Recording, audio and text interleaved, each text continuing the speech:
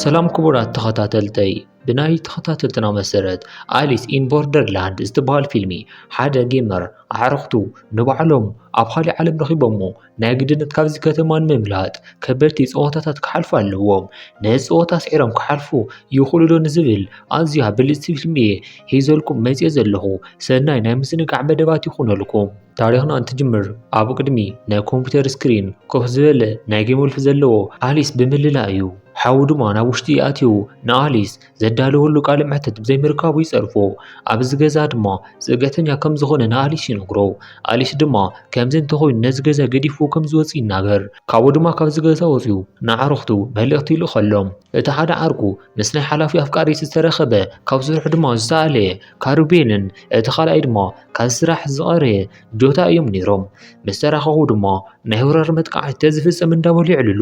ኩሩቤል ኣሊስ በሊሕ ስለ ዝኾነ ከይመተ ዝተርፍ ንሱ እዩ ይብሎም እሞ ንኣሊስ ድማ ምስኦም ኣብዚ ኮፍ ክብል ከም ዘይብሉን ኣብ ህይወቱ ድማ ዝኾነ ነገር ክሰርሕ ይነግሮ። ካብኡ ድማ ኩሩቤል ንኣሊስ ሓንጊሩ ናብ ማእኸል ህዝቢ ይጎይ። ጆታ ድማ ናይ ፈለማ ናይ ናጽነት መዓልቱ ንምኽባር ንኣሊስ ፎቶ ይስእሎ። እንተኾነ ግን ኣብ መንገዲ ስለ ዝኾነ ዝዘናግዑ ዘለው ናይ ትራፊክ ሓደጋ ክበፅሕ ይገብሩ። ካብ ፖሊስ ንምህዳም ድማ ናብ ሓንቲ ባቡር ብምእታው ናብ ሽቓቕ ይኣትዉ። እንተኾነ ግን ሃንደበት ናይ መብራህቲ መቁራፅ የጋጥሞ እሞ ካብታ ባቡር እንትወፁ ድማ ኩሉ ሰብ ነጥፉ ይርድኡ። ኣብ ብዙሕ ቦታ ይርኡ። እንተኾነ ግን ዝኾነ ሰብ ኣይረኸቡን። ሞባይሎም እውን እንትፍትኑ ዝኾነ ኔትወርክ ምልክት እኳ ክርእዩ ኣይከኣሉን። ስለቲ ኩነታት ይዛረቡ እሞ ኣሊስ ድማ ምናልባሽ እዚ ሕማቕ ዘይክኸውን ይኽእል እዩ ይብሎም። ምክንያቱ ድማ ናብ ስራሕ ክኸዱ ኣይግደዱን። ዝኾነ ሰብ ድማ ኣይቆፃፀሮምን። እዚ እንዳዕለሉ እንዳሃለው ድማ ሃንደበት ሓደ ዓብይ ህንፃ ብመብራህቲ ይምላእ። ካብቲ ህንፃ ድማ እዚ ፀወታ ኣብ ቀረባ ክጅመር እዩ ዝብል መልእኽቲ ድማ ይርአ። እቲ ኣረው ድማ ናበይ ክኸዱ ከም ዘለዎም ድማ ስለ ዝሕብር በቲ ኣረው እንዳተመርሑ ይኸዱ እሞ ሕድሕዶም ድማ ሓደ ሓደ ስልኪ ይረኽቡ። ኣብ ሰዓት ሓንቲ ሽቡኪ ዝተባህለት ሰበይቲ ናቦም ትመጽእ እሞ ነዚ ፀወታ ግድነት ክፃወቱ ከም ዘለዎምን ካሊእ ምርጫ ድማ ከም ዘይብሎም ትነግሮም። ካሊእቲ ሽማ ዘይንፈልጣ ሰበይቲ እውን ትሕወሶም እሞ ካብኡ ድማ መምርሒ ብስልኮም ይለኣኸሎም። ናይ ፈለማ ፀወታ ሽሙ ሞት ወይ ድማ ህይወት ይብል። ካብዚ ጌም ንምጥራፍ ኣብ ዝወሃቦም ሰዓት ውሽጢ እቲ ትክክለኛ በሪ ክመርፁ ኣለዎም። እቲ ሰዓት ድማ ካብ 2 ደቂቕ ጀሚሩ ብዘይ ምቁራፅ ይቕንስ። ኣብ ናይ መጀመርያ ክፍሊ እታ ሓንቲ ቆልዓ ሓደ በሪ ትኸፍት እሞ ዝተሰዓተ ስለ ዝነበረ ቀልጢፋ ትመውት። ኣብ ካልኣይ ክፍሊ ዘሎ ካሩቤይ ትስእ እሞ ነቲ ትክክለኛ በሪ ድማ ይመርፆ። ኣብ ዝቐፅል ክፍሊ ድማ እንታይ ከም ዝገብሩን መን ድማ ቀዲሙ ናብቲ ሓደጋ ይኣትዉ ዝብል ሓሳብ ኣልዒሎም ይበኣሱ። ኣብ ሰዓት ግን ብናይ ኣሊስ ብልሒ ተጠቂሞም ነዚ ፀወታ ይሓልፍዎ። ካብኡ ድማ ኣብ ጠረጴዛ 3 ቁፅሪ ካርታ ዕምበባ ስእሊ ዘለዎ ይረኽቡ። ን3 መዓልቲ ቪዛ ከም ዝተዋህቦም ናብ ስልኮም ኖቲፊኬሽን ይበፅሖም። ኣብ ሰዓት ድማ ሓደ ሰብኣይ ይመጽእ እሞ እቲ ቪዛ ሎማዓንቲ ከም ዝውዳእን ካብ ሕጂ ግን ክፃወት ከም ዘይደሊ ይነግሮም እሞ ናይ ሌዘር ጨረር ድማ ቀልጢፉ መፂኡ ይቆትሎ። ሽቡኪ ክነብር እንተደልዮም ክፃወቱ ከም ዘለዎም ትነግሮም እሞ ሳጊ ዝተባህለ ሰበይቲ ኣብዚንጎ ኮይና ንምቕታል ዝተዳለወ ሰማያዊ ሌዘር እንዳረኣየት እያ ነይራ። ካብኡ ድማ ፊልምና ናብ ድሕሪት መልሰና እሞ ምስ ኣቦኣ ሳጊ እምባ እንትወፅእ ንሪኣ። ጆታ ንኣሊስ እዞም መሳርሕታት ከም ዘይሰርሑ እንተኾነ ግን ፋሽሎም ዝሓለፎም ርድታት ሓደ ሓደ እዋናት ከም ዝሰርሑ ይነግሮ። ካብኡ ድማ ሕጂ ኣርባዕቲኦም ሕጂ ምግቢ እንዳበልዑ እዮም ዘለው። ካሩቤ እዚ ጉዳይ እንትበፅሕ ኣበይ ከም ዝነበረት ንሽቡኪ ሓታ። ሽቡኪ ድማ ቅድሚ ነዚኦም ምርካባ ካሊእ ፀወታ ትፃወት ከም ዝነበረት ትነግሮም እሞ ካሩቤ ድማ ንኻልኦት ተፃወቲ ከም መፃወትያ ተጠቂማ እያ ይብላ። ንሳ ድማ ብሂወት ክነብር ክገብሮ ዝግበአኒ ገይረ እየ ትብሎ። ኣሊስ ድማ ከመይ ናብዚ ፀወታ ከም ዝኣተወ ተዘይተረድኦ እኳ ቅድሚ ሒደት መዓልትታት ግን ሽቡኪ ክትኣትው ተገይራ ብምባል ርእይቱ ይህብ። ኣብ ሰዓት ድማ ኣሊስ ነዚ ፀወታ ዝዳልው ማስተር ክህሉ ኣለዎ ይብሎም። ሽቡኪ ምስ ትክክለኛ ዓለም ዘሎ ነገር ተመሳሳሊ ክኸውን ከም ዝኽእል እንትናገር ጆታ ድማ እዚ ናይ ፈጠራ ስራሕ ክኸውን ይኽእል ብምባል ይዛረብ። ጆታ ኣብ ናይ ፈለማ ፀወታ እግሩ ስኢኑ እዩ። በዚ ድማ ሕጂ ኣብ ሕማም እዩ ዘሎ። ኣሊስን ካሩቤን ድማ ንእሽተይ ተወሳኺ ግዜ ንምርካብ ወይ ድማ ዶክተር ተዘይኮይኑ ስለዚ ፀወታ ሓድሽ ነገር ንምርካብ ናብ ካሊእ ፀወታ ንምሕዋስ ይውስኑ እሞ ነዚ ድማ ምስ ገበሩ ኣብ 10 ሰባት ዘለወሉ ናብቲ ፀወታ ክኣቱ ይግበሩ። ሳጊ ካብዚኣቶም ሓንቲ እያ ነይራ። እዚ ፀወታ ድማ ታግ ዝበሃል ፀወታ እዩ። ኢላሙ ድማ እዚ ሰብ ንከይነኽኦም ምህዳምን ዝኾነ ዝተሓበ ምሽጥራዊ መልእኽቲ ደሊኻ ረኺብካ ምንካእ እዩ። ዝተዋህቦም ሰዓት ድማ 20 ደቂቕ ጥራሕ እዩ። እዚ ፀወታ ይጅምር እሞ ካብኡ ድማ ናይ ፈረስ ክዳን ዝገበረ ነዊሕ ሰብን እንዳዘረ ኣብ ልዕሊ ሰባት ይትኩስ። እስካብ ሽዑ ድማ ሸቡኪ ንጆታ ኣታሊላ ብህይወት ንክፀንሑ ሓቢሮም ክሰርሑ ከም ዘለዎም ትነግሮም። ናብቲ ፀወታ እንትምለስ ድማ ነዞም ተፃወቲ ፍርቆም ይቆትሎም እሞ እቶም ዝቐረዩ ድማ ንዕኡ ብሓባር ንምግጣም ይሰማምዑ። ንኣሊስ ድማ ናይ ጌም ምልክት እንዳደለዩ እናሃለው እቶም ካልኦት ድማ ነቶም ሰባት ይቆትልዎም። ካሩቤን ካልኦት ክልተ ሰባትን ምስቲ ሰብኣይ እንትበኣሱ ኣሊስ ድማ እቲ ምልክት ኣበይ ከም ዘሎ ይፈልጥ እሞ ናብቲ ክፍሊ ድማ ይኣቱ። እንተኾነ ግን ኣብኡ እውን ካልእ ሓላዊ ይረክብ። በተወሳኺ እውን ነዚ ፀወታ ብሓደ ግዜ ክልተ ቁልፊ ንምርካብ ክልተ ሰባት ክርከቡ ስለ ዘለዎም ኣሊስ ናብ ደገ ወፂኡ ንሓገዝ ሰብ ይፅውዕ። ኣብ ሰዓት ድማ ሳጊ ካብቲ ሓደ ኣስካላ ብምዝላል ናብኡ ትመጽእ። ነቲ ዝነበረ ሓላዊ ድማ ክልቲኦም ኮይኖም ይሃርምዎ እሞ ነቲ ቁልፊ ድማ ይኸፍትዎ እሞ ነቲ ፀወታ ድማ ይሓልፍዎ። ካብኡ ድማ እቶም ካልኦት ንኣጉኒ ሒዞም የውድቕዎ። ካብኡ ድማ ካሩቤ ናይቲ ሰብኣይ ስልኪ እንትሪኦ ጌም ኦቨር ይብል። ለካስ እዞም ሓለውቲ እውን ልክዕ ከምኦም ነዚ ፀወታ ክፃወቱ እዮም ተኣዚዞም። ካብኡ ድማ ካሩቤ ኣብ ኮምፒተር ሓደ ኦድዮ ይሰምዕ እሞ ኣጉኒ ዓርኩ ዝነበረ ድማ ነቲ ስልኪ የውፅኦ። ሕጂ ድማ መሳኹም ኣብ ኢድኩም እዩ ዝብል ናይ ወዲ ድምፂ ይሰምዕ እሞ እቲ ድምፂ ድማ ሕጂ ናብ ገንበብ ባሕሪ ክምለሱ ከም ዘለዎም ይዛረብ። ካብኡ ድማ ካሩቤ እንትዘውር ንኣጉኒ ኣቦቱ ኣይነበረን። ኣሊስ ድማ ሕጂ ነቲ ሓላዊ ብምቕታል ናይ በደለኛ ስምዒት ይስምዖ። ሳጊ ድማ ብህይወት ንክተርፍ ዝኾነ ነገር ክገብሩ ከም ዘለዎም ተረድኦ። ካብኡ ድማ ሕጂ ንኣሊስ ናብ ብንጆታ ተመሊሶም ስለቲ ራድዮን ገምገም ባሕርን ኩሉ ይረድእዎም። ኣብ ከባቢኦም ድማ ሰለስተ ገምገም ባሕርታት ከም ዘለውን ናብኡ ንምኻድ ድማ ይሓስቡ። ሽቡክ ድማ ጆታ ክኸይድ ኣይኽእልን። ካብኡ ዝገደደ ድማ ናተይ ናይ ጆታን ቪዛ ሎሚ እዩ ክውዳእ ትብሎም። ካሩቤ ድማ ሕጂ ነቲ ቪዝኦም ግዜ ንምውሳኽን ናብቲ ገምገም ባሕሪ ንምኻድን ሕጂ ካሊእ ፀወታ ክፃወቱ ከም ዘለዎም ይነግሮም። ካብኡ ድማ ናብ ሓደ ፀወታ ተሓዊሶም ናብ ሓደ ናይ ኣትክልቲ መንደር ይኣቱ። ንሳቶም ድማ ኣብ ቅድሚት ደው ኢሎም እንዳሃለው ሓደ መምርሒ ካብዞም ተቐሚጦም ዘለው መሳርሕታት ዝፈትዎ ክጥቀሙ ከም ዝኽእሉ ይሕብሮም። ካብኡ ብተወሳኺ ድማ መነፀሩን ክጥቀሙ ኣለዎም። እዚ ናይ ፀወታ ክብደት ድማ 7 ልቢ እዩ ዝብል ነይሩ። ልብታት ኣዝዮም ጎዳእቲ ከም ዝኾኑ ይዛረቡ እሞ ምክንያቱ እቲ ሓደ ልቢ ምስቲ ሓደ ልቢ ክፃወት ስለ ዘለዎ። ካብኡ ብተወሳኺ ድማ 7 ቁፅሪ ብዙሕ ስለ ዝኾነ ነቲ ፀወታ ኣዝዩ ከቢድ እዩ ማለት እዩ። እዚ ፀወታ ድማ ሕቢሕቢተ እዩ። ኣብ መጨረሻ ድማ እዚ ፀወታ ተኹላን ዝተባሃለ ኣብ ፀወታ ተዓዋቲ እንትኸውን እቶም ካልኦት ድማ ኣብ ክሳዶም ዝተኣሰረ ሃበል ይቕተሉ። ስለዚ ድማ እቶም ሰባት ነቲ ተኹላ ካድንዎ ኣለዎም ማለት እዩ። ጆታ ኣብ ፈለማ ከም ተኹላ ይምደብ እሞ ኩሎም ድማ ሕጂ ዓይኒ ንዓይኒ ትረኣዩ እቲ ተኹላ ናብ ካሊእ ከም ዝሳገር ይርድኡ። ጆታ እንታይ ክገብር ከም ዘለዎ እንዳተዛረበ እንዳሃለወ እቲ ተኹላ ናብ ኣሊስ ካብኡ ቀፂሉ ድማ ናብ ካሩቤ ይሰግር። ኣብ መጨረሻ ድማ ካብ ካሩቤ ናብ ሽቡኪ ይሓልፍ። ኣብ ሰዓት ድማ ተኹላ ምስ ኮነ ሽቡኪ ንምብባዕን ንምምላጥን ዝፍትን ኣሊስን ካሩቤን ድማ ናብኣ ይኸዱ። ኣብ ሰዓት ድማ ኣሊስ ተኹላ ይኸውን እሞ ካብ ርእሱ ድማ ንምልዓ እንዳፈተነ ጎዩ ይሕባ ግን ድማ ይኸኣለን። እዛ ጉጅለ ሕጂ ብኣካልን ብስምዒትን ዝተኸፋፈሉ እንትኾኑ ጆታ ድማ ንሓገዝ ይጽሊ ዓርሲ ብዓርሶም ድማ ይፀራረፉ። ድሕሪ 1 ደቂቕ ድማ ሓቢሮም ዘሕለፍዎ ግዜታት ክዝክሩ ይጅምሩ እሞ ጽቡቓት ይዕረኽ ምዃኖም ድማ ይዝክሩ። ኣሊስ ሕጂ ኣብ ፀወታ ገዲፉ እዚ ናይ ተኹላ ነገር ንኻሊእ ሰብ ክህብ ይደሊ። እንተኾነ ግን ሕጂ ኩሎም ይሕብኡ። ንእሽተይ ሰከንድ እንትቐርዩ ካሩቤ ንባዕሉ ይቃልዕ። እንተኾነ ግን ንኣሊስ ብዓይና ይሪኦን። በዚ ድማ እቲ ሰዓት ኣኺሉ እዞም ሃብላት ፈንዲኦም ንጆታ ካሩቤን ሽቡክን ይቐትልዎም። ንፅቢሒቱ ድማ ዝናብ እንዳዘነበ ሳጊ ኣብ መንገዲ ወዲቑ ንኣሊስ ትረኽቦ። ናብ ናይ ቀደም ህይወት ሳጊ እንትንምለስ ድማ ምስ ኣቦኣ ናብ ሓደ ዓብዪ እምባ ወፂኣ ናብ ባዕላ ፅቡቅ ዝስምዓ ናብዚ እንትመፅእ ጥራይ ከም ዝኾነ ንኣቦኣ ትነግሮ። እንተኾነ ግን ሓደ መዓልቲ ኣቦኣ ካብ ህይወታ ይጠፍእ። ናብ ሕጂ እንትንምለስ ድማ ኣሊስ ኣብ ናይ ሳጊ ገዛ ካብ ድቃሱ ይትስእ እሞ ንምንታይ ከም ፀሕሐነቶ ድማ ይሓታ። ምክንያቱ ንሱ ከም ዕርኽቱ ክመውት እዩ ዝደሊ። ሳጊ ብዙሕ ነገር ምስ ኣቦኣ ስለ ዘሕለፈት እንታይ ይስማዖ ከም ዘሎ ከም እትፈልጥ ትነግሮ እሞ ሕጂ ድማ እቲ ፀወታ ከይተወድአ ኣሊስ ቪዝኡ ንክሕድስ ትእምኖ። ናይ ሕጂ ፀወታ ድማ ኣብ ሓደ ዋሻ እዩ ዝካየድ። ነኒ ሳጊ ድማ ናብ ኣውቶቡስ ይኣቱ እሞ ካልኦት 3 ተፃወቲ ድማ ተቐሚጦም ድማ ይረኽቡ።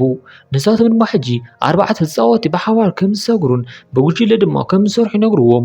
ኣብ ሰዓት ድማ መምርሒኦም ይቕበሉ እሞ ናይ ፀወታ ሽም ድማ ርሕቐት ይበሃል። እዞም ተፃወትቲ ድማ ናብቲ ዝተባህሎም ብሰላም ክኣትዉ ክዕገሱ ኣለዎም። ካብኡ ድማ ነዚ ባስ ከተስዋ እንትፍትሩ ነዳዳይ ነበራን። ስለዚ ድማ ብእግሮም ክኸዱ ነይሩዎም። ካብቶም ካልኦት ዝተፈለየ ድማ ታኩማ ዝተባህለ ተፃዋቲ እግሩ ስለ ዝተጎድአ ክጎይ ኣይክእልን።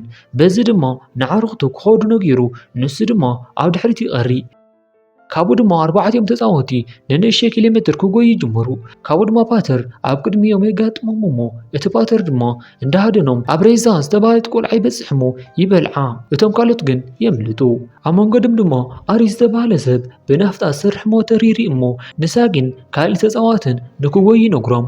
ካብኡ ድማ ነታ ሞተር ሒዞም ናብታ ባት ብምምላስ ነታ ኩማ ንምድሓን ድማ ይምለሱ። ሳጊ ምስቲ ሓደ ተፃዋቲ ናብ ቅድሚት ይጎዩ እሞ ኣብ መጨረሻ ድማ ይበፅሑ። ካብኡ ድማ በድሕሪ ድምፂ ሰሚዖም እንትርእዩ እቲ ኮንክሪት ክስበር ምዃኑ በዚ ድማ እዚ ዋሻ ብማይ ክመልእ ምዃኑ ስለ ዝፈለጡ ክጎዩ ጀመሩ። እንተኾነ ግን ብዙሕ ከይጎዩ ነቲ ሓደ ተፃዋቲ እቲ ማይ ይውሕጦ። ኣብዚ ጽቡቕ ነገር ግን እታ ባስ ናብ ሳጊ ተቐርብ እሞ እቲ ማይ ግን ንሳጊ ቅድሚ ምቕታሉ ንሳ ትድሕን። እታ ባስ ትግልበጥ እሞ ሰለስቲኦም ተፃዋቲ ናብ ላዕሊ እንትወፁ ብግራፊክ ዝተፃሓፈ ጎሊ ዝብል ጽሑፍ ይርእዩ። እዚ ማለት ድማ እታ ባስ ሓበሬታ ትህብ ዝነበረት ማለት እያ። ካብኡ ድማ ሕጂ ናይዚ ገም እዚ መን ከም ዘዳልዎ ምስ ፈለጡ ናብ ናይ ቀደም ህይወቶም ከም ዝምለሱን ብስምዒት ኣሊስ ይዛረብ። ካብኡ ድማ ክልቲኦም ሕጂ ብሞተር ናብ ሓደ ገምገም ባሕሪ ይኸዱ እሞ ኣሊስ ድማ ሃንደበት ሓደ ፀወታ ይርኢ። እንተኾነ ግን ናብ ውሽጢ ኣይኣቱን። ካብኡ ድማ ስለ ገምገም ባሕሪ ዝኾነ ሓበሬታ እንተሃልይዎም ነቶም ተፃዋቲ ይሓተሙ እሞ እንተኾነ ግን ዝኾነ ክፈልጡ ኣይከኣሉን። ሕጂ ድማ ኣሊስን ሳግን ነቲ ገምገም ባሕሪ ንምርካብ ቆሪፆም ይለዓሉ። ተፈላለዮም ድማ ነቲ ፀወታ ናብ ክልተ ቦታ ተኸፊሎም ድማ ይርእዎ። እዞም ተፃወቲ ድማ ኣብ ኢዶም ናይ ለኮር ቁልፊ ዝሓዙ ዝተወሰኑ ሰባት ድማ ይርእዩ። ተኸታቲሎሞም ድማ ኣብ መጨረሻ በዓል 5 ኮኸብ ሆቴል ገምገም ባሕሪ ይረኽቡ። ካብኡ ድማ በድሕሪቶም ዝኾኑ ሰባት መፂኦም ዓጊቶም ናብቲ ገምገም ባሕሪ ኣዳራሽ ወስድዎም። ብዙሓት ሰባት ኣብኡ ይቕበልዎም እሞ ካብኦም ግን እቲ ሓደ ሓላፊ ይመስል። ኣሊስ ድማ ስለዚ ፀወታ መልሲ እንዳደለየ ምዃኑ ይዛረብ እሞ እቲ ሓላፊ ድማ ነቶም ካርታታት ምልክት ዝገብረሎም ሓደ ዓብይ ክላስ ይከፍት እሞ ነዚ ዓለም ገዲፉ ናብቲ ትኽክለኛ ዓለም ክምለስ ዝኽእል ሓደ ሰብ ጥራሕ እዩ። ነዚ ድማ ኩሉ የረድኦም። ነዚ ንምግባር ድማ እዚ ፀወታ ነቶም ተፃወቲ ዝሽልም ኩሎም ካርታታት ክእክቦም ኣለዎም። እንተኾነ ግን እዚ ሓደ ሰብ ከሳኽዖ ስለ ዘይኽእል ኩሎም ካርታታት ንምርካብ ነቲ ሓደ ሰብ ድማ ናብቲ ትኽክለኛ ዓለም ንምምላስ ብሓባር ይሰርሑ። ናዚ ገምገም ባሕሪ ድማ ደረጃ ዘለዎ እንትኸውን ሕድሕድ ካርታ ዘምፅኦ ተፃወቲ ነጥቢ ይውሃቦ። ካብኡ ብተወሳኺ ድማ እዚ ገምገም ባሕሪ 3 ሕግታት ኣለዎ። እቲ ሓደ ሕጊ ኣብ ዝኸድኻሉ ኩሉ ናይ መሐመሲ ክዳን ተኸደን ዝብል እዩ። እቲ ካልኣይ ብኣዋልቶም ዝተረኸበ ካርድታት ኩሎም ናይ ዝገምገም ባሕሪ እዮም። ሳልሳይ ድማ ንኩሎም ከዳዓት ሞት ዝብል እዩ። እዚ ማለት ሓደ ሰብ ምስ ዝገምገም ባሕሪ ንምትሕብባር እምቢ ክብል ኣይኽእልን። ኣብ መጨረሻ ድማ እዚ መራሒ ንሕድሕድ ናይ ካርድ ምእካብ ካሊእ ሰብ ናብ ትኽክለኛ ዓለም ክልእኽ ከም ዝኽእል ይነግሮም። ኣሊስን ሳግን ንእሽተይ ማሕበረሰብ ኣብ ደገ ይርእዩ። ሓደ ሰባት ድማ ብፍሉይ ዓይኒ እንትርእይዎም ድማ ይርእዩ። ሕጂ እዚ ህዝቢ ፓተር ኢሉ ዝፅውዖ ናይ ዝገምገም ባሕሪ መራሒ ክልተ ሓድሽ ፀወታታት ከም ዘረኸበ ይነግሮም። ካብኡ ድማ ነቲ ህዝቢ ናብ ክልተ ይኸፍሎ። ሓደ ጉጅለ ድማ ናይ ባዕሉ ፀወታ ይፃወት። እዚ ከምዚ ኢሉ እንዳሃለወ ካብቶም ላዕለዎት ኣባላት ሓንቲ ዝኾነት ኣሊስ ናይቲ ገምገም ባሕሪ ጎበዝ ስራሕ መስርሒ ከም ዝኸውን ንምፍላጥ ናብ ናይ ፈተነ ፀወታ ትወስዶ። እዚ ፈተነ ናይ ማይ መጠን ንኩሉ ሰብ ዝቐትል ናይ ኤሌክትሪክ ውህደት ቅድሚ ምብፅሑ ኣየኑ እዩ መብርህን መጥፍእን ንምፍላጥ እዩ። እቲ ዘብርሆ ሰብ ኣብ ዝበርሃሉ ሰዓት ነቲ ኣምፑል ብትኽክል ክርኢ ኣይኽእልን። ኣሊስ ነቲ መብርሂ የብርሆ። እታ ካልእቲ ኩና ዝተባህለት እቲ ኣምፑል ትኩስ እንተኾይኑ ተሓታ። እቲ ኣምፑል ድማ ስለ ዝሞቐ ዘብርሃካዮ ትኽክል እዩ ማለት እዩ። ስለዚ ነዚ መልሲ ስለ ዝረኽቦ ነቲ ፀወታ ይሓልፎ። ካብኡ ድማ ኣሊስ ካብቲ ገምገም ባሕሪ ተመሊሱ ምስ ሳጊ ይራኸቡ። ድሕሪ ዝተወሰኑ ሰዓታት ድማ ኣጉኒን ሰባቱን ተዓጢቖም ናብ ተወታ ይበፅሑ እሞ ኩና ድማ እዞም ሰባት ናይ ዝገምገም ባሕሪ ዕጡቋት ምዃኖም ትነግሮም። ካብኡ ድማ ንኣሊስ ካብ መንገዶም ንክርሕቕ ተጠንቅቆ። ኣብ ሰዓት ድማ ኣጉንን ኣሊስን ይፋተቱ። እንተኾነ ግን ፓተር ናብኦም መፂኡ ደው ንከብሉ ይገብሮም። መስራሕ ፈፀምቲ ኣኼባ ፀዊዑ ንኣሊስ ንክሕወሶም ይነግሮ።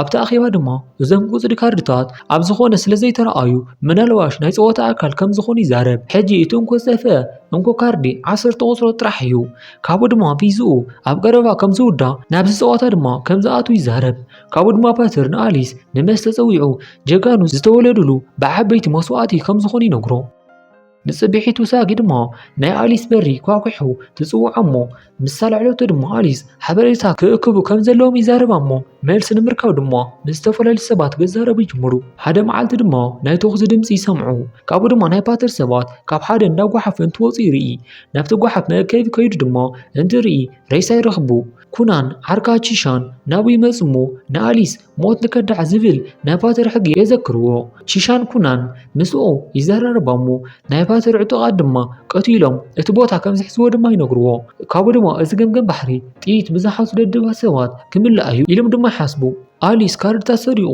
ነዚ ቦታ ገዲፍዎ ንምኻድ ከም ዝሓሰበ ይናገር ሕጂ ድማ ፓተር ነቪዛ ክረክብን ግዝኡ ድማ ንምንዋሕ ካብ ዝገምገም ባሕሪ ክወፅእ ነይርዎ እንተኾነ ግን ብዙሕ ከይጸንሐ ኣፍ ልቡ ብጥይት ተሃሪሙ ይምለስ ካብኡ ድማ ስራሕ ፈጸምቱ ናይ ገጻሊ መራሒ መን ይኹን እንዳበሉ ይከራኸሩ እሞ ናይ ኣጉኒ ሰባት ድማ ናብዞም ስራሕ መፈጸምቲ ጥይት የርእዎም እሞ ንሳቶም ድማ ካሊእ መመረፂ ኣይነበሮምን ቺሻ ንኣሊስ ብፕላኑ ንክኸዱ ኣእሚንዎ እዩ ካብኡ ድማ ኣጉኒ ከም ሓድሽ መራሒ መደረ ገብር ቺሻ ንኣሊስ ናብ ናይ መራሒ ክፍሊ የምርሖ ካብኡ ብተወሳኺ ድማ ነቲ ካዝና ንኽኸፍቶን ካርድታት እውን ንኽረክብ ነቲ ናይ ካዝና ኮድ ይነግሮ እንተኾነ ግን እዚ ኮድ ዝተሳሓተ እዩ ነይሩ እዚ ማለት ድማ ቺሻ ናብ መጻወድያ የእትይዎ ማለት እዩ ኣሊስ ኣብ ወንበር ተኣሲሩ ቪዝኡ ግዝኡ እንዳወደአ ምዃኑን ዝኾነ ክገብር ከም ዘይኽእልን ድማ ይንገሮ ሌዘር ርእሱ ሃሪሞውን ክቐትሎ ገዲፎሞ ድማ ይኸዱ ነሳጊ ድማ ሒዞም መጥቃዕቲ ይፍጽሙላ ቺሻ ሕጂ ናብ መራሒ ክፍሊ ይምለስ እሞ ነቶም ካርድታት ይሰርቆም ካብ ዝገምገም ባሕሪ ንምህዳም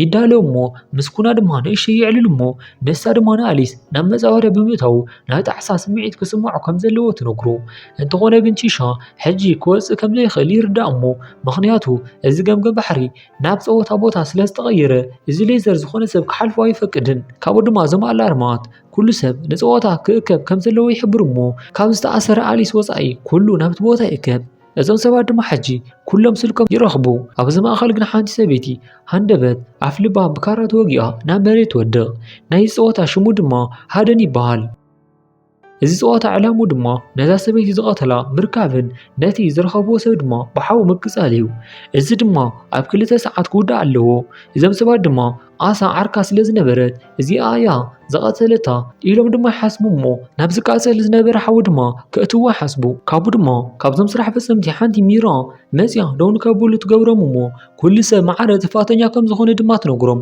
ኣን ድማ ኩሉ ሰብ ንዝሓለፈ ሰዓት ዝገብሮ ዝነበረ መብራሪ መሃብን ምርግጋፅን ከም ዘለዎ ትዛረብ ኣን ሕጂ ደም ዝለኸየ ጨርቂ ሒዛ ስለ ዝነበረት እዚ ህዝቢ ይሓታ ኣን ድማ እዚ ናይ ፓተር ምዃኑ ትገልጽ እቲ ጥይት ድማ ተውፅኦ እሞ እዚ ዘውፃእቶ ድማ ምስቲ ናይቲ ገምገም ባሕሪ ዝተሓዘ እዩ ነይሩ ኣጉኒ ድማ ምስ ሰባቱ ናብኣን ይመጽእ እሞ ኣብዚ ዘለው ኩሎም ካብኡ ወፃኢ ቀተልቲ ክኾኑ ከም ዝኽእሉ ይዛረቡ እሞ ነቲ ቀታሊ ኣምፅእዎ ተዘይኮይኑ ንኹልኹም ክቐትለኩም እየ ይብሎም ናይ ኣጉኒ ሰባት ድማ ናብ ሰማይ ትኩስ እሞ ከበድ ዕግርግር ይፍጠር ሳጊ ድማ ንዝተጠቂማ ምስጣሂ ዝበሃል ሰብ ተሃድም ናይ ኣጉኒ ሰባት ካብ ማእኸሎም እቲ ሓደ ቀታሊ ከም ዝኾነን እቲ ፀዋታ ድማ ከም ዝውዳእ ተስፋ ብምግባር ነዞም ሰባት እንዳቐተሉ ናብ ሓዊ መደርባይ ይጅምሩ እዚ ከምዚ ኢሉ እንዳሃለወ ሳጊ ካብ ቀደም እትፈልጦ ሓደ ትረክብ እሞ ሕብረት ድማ ይፈጥሩ ኣብ ተመሳሰሊ ግዜ ኩናን ቺሻን እቲ ነገር ኣብ ናይ ካሜራ ክፍል ኮይኖም ኩሉ ይከታተሉ ኩና ኣን ኣብ ሓደ ክፍሊ ዝኾነ ነገር እንትገብር